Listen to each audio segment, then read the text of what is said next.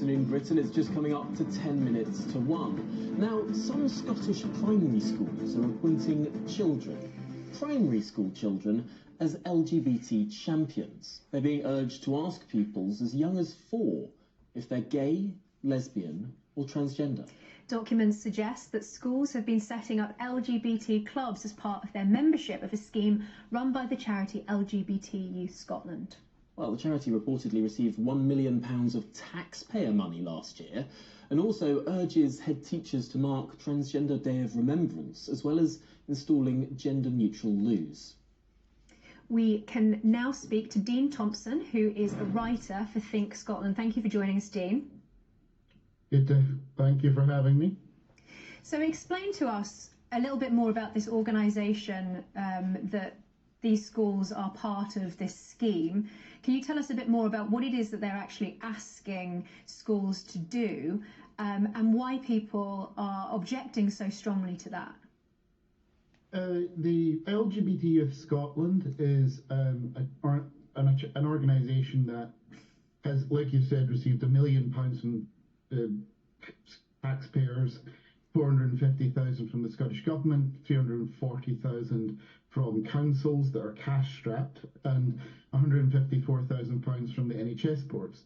Now, part of what they're talking about is LGBT. This should not be seen as just going into schools and saying being gay is normal. I'm gay. I would not have an objection to if that were the case. It's part of an has been alleged as part of an ideological push to promote LGBTQ plus trans ideological and policy commitments that are more reflective of the political priorities of Holyrood, and sort of cut against some of the concerns that were raised, say, in the Cass review about clinical foundations not being as robust as they should when we're dealing with gender children who are not psychologically and developmentally fully formed yet.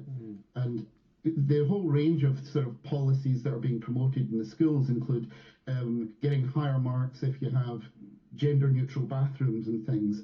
And it's quite a broad ideological policy agenda in the schools. It's very curious, this, because I don't think a single soul on this planet should oppose people teaching that some people have 2 mums, some people have 2 dads. But this is something very different. This is asking children to sort of be almost advocates, political representatives themselves. Yes, absolutely. I mean, as someone who is gay myself, I can guarantee that I was not fully aware of my own sexuality, as it were, until I was beginning at secondary school.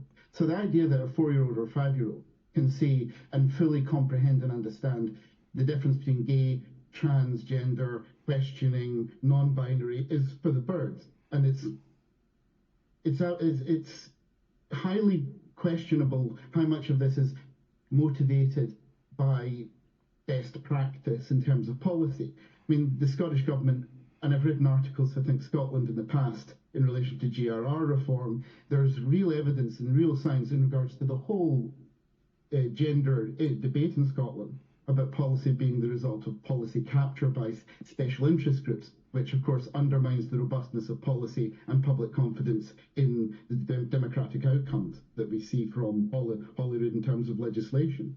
And LGBT Youth Scotland as a charity organisation itself, it should be underscored that in the past, this is an organisation that had to self-refer itself to Police Scotland in the past over historical allegations of abuse.